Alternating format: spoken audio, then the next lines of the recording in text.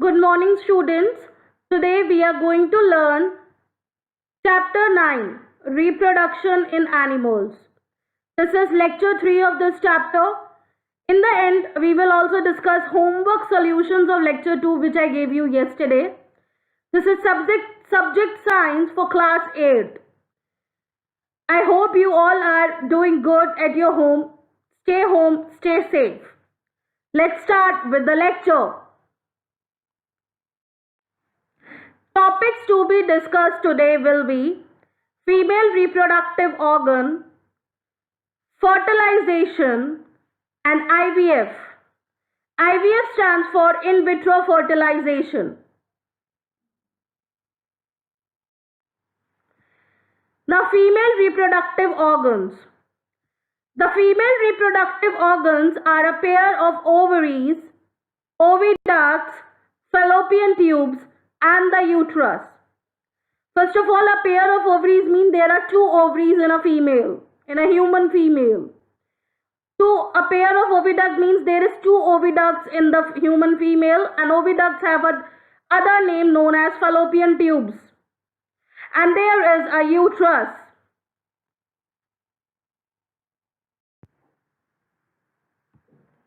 Okay, so this is the female reproductive system. This is fallopian tube. Fallopian tubes are also known as oviducts. In the fallopian tubes, there is fertilization that occurs. Okay, and from the ovaries, the egg is being released. So from the ovaries, the egg is being released in the oviducts or fallopian tubes. Each of the ovary release each of the ovary release the ovum. For example, if this ovary has released the ovum this month, then this ovary will release the ovum the next month. So from here the sperms enter, from the vagina the sperms enter, okay, and it goes to the uterus, and then it goes to the fallopian tubes. And how the sperm is going towards the fallopian tubes or the oviduct, because sperm is motile, it has a tail, so it helps in motility. So ovum will be here only, sperm will come from here and will reach us here and will get fertilized here in the fallopian tube. So if someone asks you where does the fertilization take place in female, so the answer will be fallopian tube, or you can say oviducts also. Okay, so this is cervical canal, this is uterus, and someone asks you where does the development of baby take place in the female body, so you will say uterus, which is also known as womb, and in common terms we call it mother womb. Okay, so this is cervix, the neck of the womb. From here the baby comes out. Okay, and this is the vagina, top of the vagina, and this is the transformation zone, and this is cervical canal. So this was all about female reproductive system. Okay,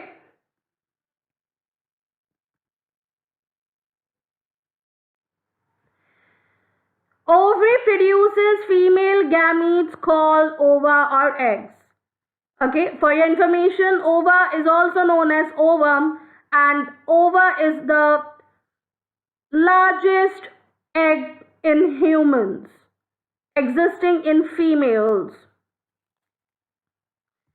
In human beings, a single matured egg is released into the oviduct by one of the ovaries every month. For example, if this month the egg is being released by the right ovary, the next month the egg will be released by the left ovary. Uterus is the part where development of the baby takes place, and uterus is the part where the development of the baby takes place. Like the sperm, an egg is also a single cell. So like sperm, egg is also what? It's a single cell. Sperms are the male gametes. Okay. Now, fertilization. The first step in the process of reproduction is the fusion of a sperm and an ovum.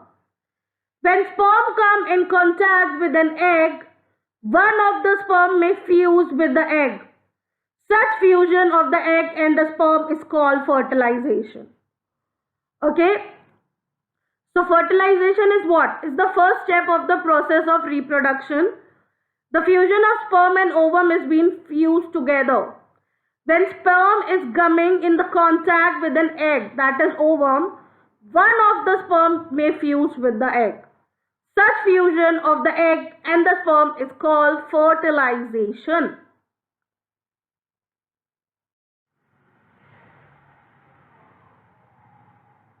So this is an egg, and which is an ovum taking from the female. So there is 23 chromosome. One chromosome is being taken for the sex chromosome. There is fertilization from sperm. 23 chromosomes are there in sperm also. Then the zygote is forming 23 pairs of chromosome. Okay. Then the embryo is also having 23 pairs of chromosome. So this is fertilization. The sperm is being taken from the male and the ovum is taken from the female, and they form a single cell zygote. During fertilization, the nuclei of the sperm and the egg fuse to form a single nucleus. This results in the formation of fertilized egg or zygote. Okay? During fertilization, the nuclei of the sperm and the egg fuse to form a single nucleus. So they are going to form a single nucleus. They are two different cells. They are having one nucleus each, but they are getting fused and forming a single nucleus. This results in formation of a fertilized egg or zygote. So they will be a single cell zygote. Okay, once they are getting fused together, the sperm and the ovum or the ova or the egg. You know that the zygote is the beginning of a new individual. Now I can say that we all were a zygote when we came into existence, or when we came into our mother womb, we were zygote, because one sperm and one ovum has been fused, so they have formed a zygote. The process of fertilization is the meeting of an egg cell from the mother and a sperm cell from the father. So the new individual inherits some characteristics from the mother and some from the father. So you must have observed that you have some characteristics of your mother and some characteristics of your father. Okay? Look at your brother or sister. See if you can recognize some characters in them similar to those of your mother or your father. So you can see that your siblings also having some characteristics similar to the mother, or some of the characteristics similar to the father. Okay, because you are actually the fusion of sperm and ovum from your parents.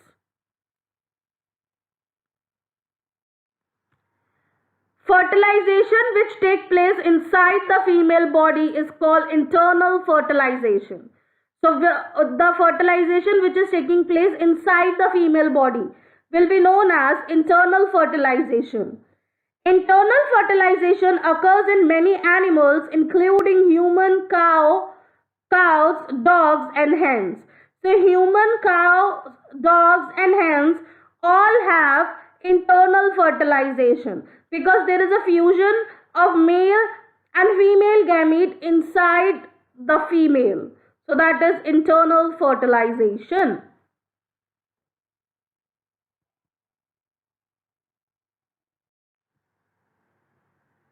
You will be surprised to know that in many animals, fertilization takes place outside the body of the female. In these animals, fertilization takes place in water. Let us find out how this happens.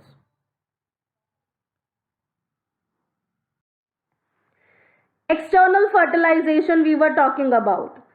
During spring or rainy seasons, frogs and toads move to ponds and slow flowing streams. When the male and the female comes together in the water, as the eggs are laid, the male deposits sperms over them. Each sperm swims randomly in water with the help of its long tail.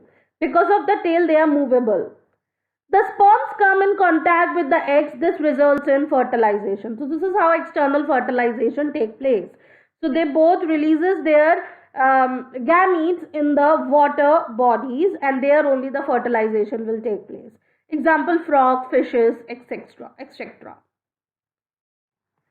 This type of fertilization, in which the fusion of a male and a female gamete take place outside the body of the female, is called external fertilization. External means outer. Okay. It is very common in aquatic animals such as fish, starfish, frogs, etc.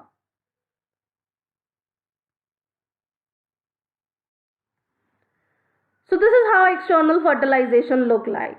This is male fish waits to spread sperm over the eggs, and this is female fish laying eggs. So they are doing this in an aquatic body. It could be a lake, it could be a pond, it could be a river, etc.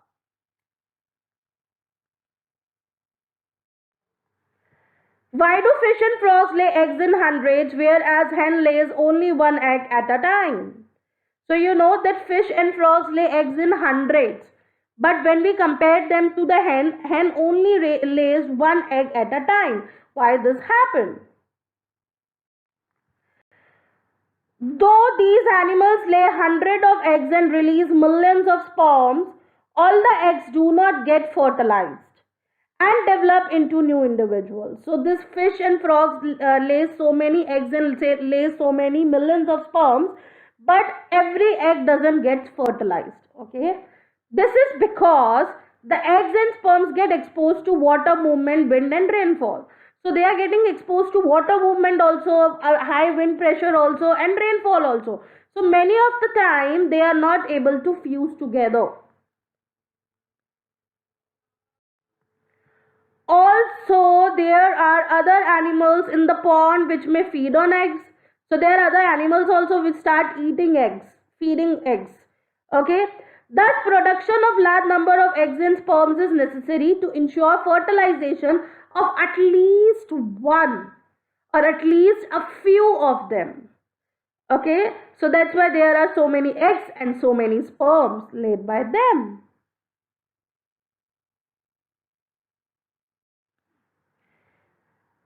Now, in vitro fertilization. Bhujo and Paheli's teacher once told them in the class that in some women oviducts are blocked. Okay, there are some women in which in those women oviducts are what? They are blocked. These women are unable to bear babies because sperms cannot reach the egg for fertilization. So these women whose oviducts are blocked, they are not able to bear the babies because sperm cannot reach the place for fertilization. They cannot reach the ovum for fertilization. So for them, this is IVF, in vitro fertilization, that the sperm and ovum is taken by the male and the female and they are fused in an artificial chamber. That's why it is known as in vitro fertilization. In vitro stands for in lab. In such cases, doctors collect freshly released egg and sperm and keep them together for few hours for IVF or in vitro fertilization. Fertilization outside the body. In case fertilization occurs, the zygote is allowed to develop for about a week and then it is placed in the mother's uterus. Complete development takes place in the uterus like the normal child and the baby is born like any other baby. Okay, because the development is there in the uterus. Only the fertilization process which is being done in the oviducts is being done outside the body of the female. Okay, in the lab. Babies born through this technique are called test tube babies. This term is actually misleading because babies cannot grow in test tubes. That's why we say it IVF, in vitro fertilization. So how they are doing it? First of all, there will be first step is the stimulation of ovaries. You can do this by medicines. Then in the second process, you will egg retrieval from the ovaries. You will take egg from the ovaries and you will take sperm from the males. And then you will do fertilization of the eggs. Okay. Then there will be an embryo culture, because when the fertilization take place, so what happened? Male and female gamete fuses together and form a zygote. Then zygote develop to the cell stages and finally it becomes an embryo. Okay, so those can be freeze, like we can freeze the embryo. Okay, then there will be embryo transfer in the uterus. Okay, and then the lady can check that pregnancy test. Okay, like human chronic gonadotropin is an hormone which increases in the urine if a lady is pregnant. So after 14 days or after few days, you can go for a check for a pregnancy kit test. Okay, so this is how IVF, this is the procedure of IVF, in vitro fertilization. That what are the protocols or what are the things we need to follow for this. Now, what is the homework for today? So, homework will be, you need to solve exercise question 2 and 5. What is question number 2? Describe the process of fertilization in human beings. This is NCERT question you need to solve in your notebook. Question number 5. Give 2 differences between a zygote and a fetus. So that this also you need to do in your fair notebook in a good handwriting. Now we will discuss homework solutions of lecture 2. So the homework which I gave you yesterday, that homework now we are going to discuss today. Okay? So what was the question 1 which I gave you yesterday? It was, draw a well-labeled diagram of human sperm. I hope you remember I told you about sperms. That human sperm is what? It's a male gamete released by male. And it gets fuses with the female gamete ovum, and then there is a formation of zygote. So this is in detail, I have explained you everything. Today I am going to tell you about the diagram also of human sperm. So this is the diagram. This is the head of the sperm. First of all, sperm is the smallest cell in humans. Okay, and it is there in males. Okay, so it is the smallest cell in humans, and it is there in male. So this is head and this is acrosome. So this part of the sperm goes inside the ovum of the female, and this is the nucleus, which is also known as brain of the cell. These are centrioles, and this is mitochondria. Mitochondria is also known as powerhouse of the cell, and this is mid piece. Okay, then this is a tail in which you have flagellum and tail shelf. Okay, first of all, tail is what? It is help in locomotion of the sperm. And why it needs a locomotion? It needs a locomotion because sperm needs to travel through vagina from uterus to oviducts. Because in the oviducts there is ovum released by the ovaries. So there the fertilization will take place. So now this is the sperm which goes towards the ovum. Ovum doesn't come towards the sperm. Then which need a flagella or a tail for the locomotion? Obviously the sperm. So sperm has a tail or the flagella or a tail shell because it needs a movement, and the movement will be done with the help of the tail. Fine.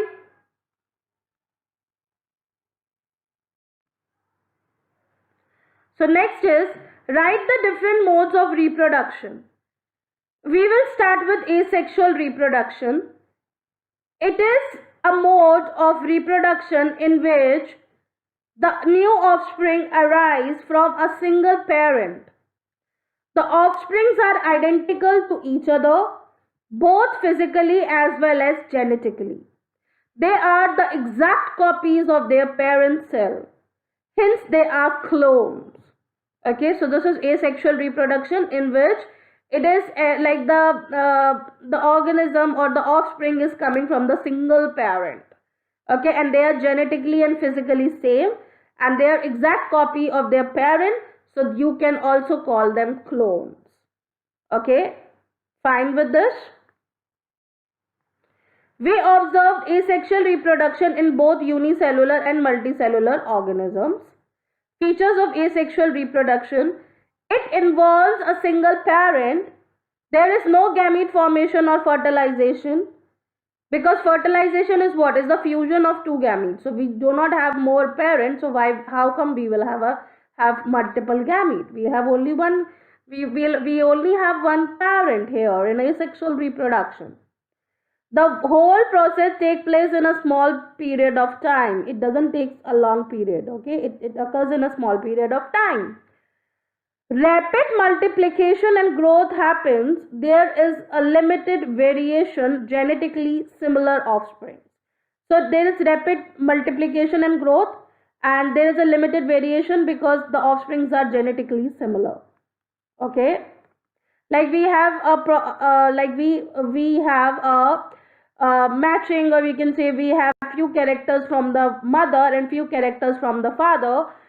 They cannot have any characters from mother or father because the parent is same, so they are genetically similar offspring.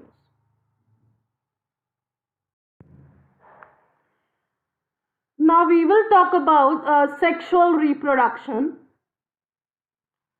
This type of reproduction is seen in both plants and most animals. So this type of reproduction has been seen in plants also, and they has been seen in most of the animals also. Which we were talking about, the fusion of male and female gamete makes a fertilized egg. So this is what? This is sexual reproduction. This involves two individuals of opposite sex, like male and female, having specialized sex organ like ovaries and testes in humans that produce gametes. So they produce gametes also, ovum and sperm. So now the ovum and sperms get fertilized together. Okay, so when they are going to get fertilized, they are fusing and forming a single cell zygote. Okay, so this is what sexual reproduction is all about. So this is there in plants also, and this is there in animals also.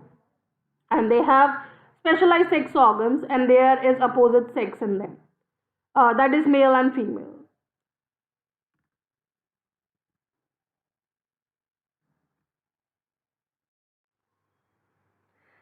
That's all for today. Please like, share and subscribe our channel. Thank you.